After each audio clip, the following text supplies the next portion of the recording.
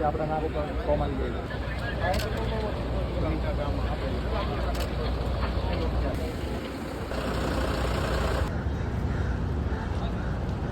આજે સચિન ખાતે colour tax company જે મોકડ્રીલ રાખવામાં આવી હતી એ મોકડ્રીલ 4 વાગે જ્યારે સાયરન વગાડીને શરૂ કરવામાં આવી હતી અને આ મોકડ્રીલ દરમિયાન આપણે લોકોએ કેવી રીતે આગ લાગે તો કેવી રીતે કરવાનું છે એ બધું અહીંયા બતાવવામાં આવ્યું છે. મારી સાથે ધારાસભ્ય સંદીપભાઈ દેસાઈ, સાથે સાથે શહેર અધ્યક્ષ પરેશભાઈ પટેલ અને પૂરી ટીમ અહીંયા ઉપસ્થિત છે.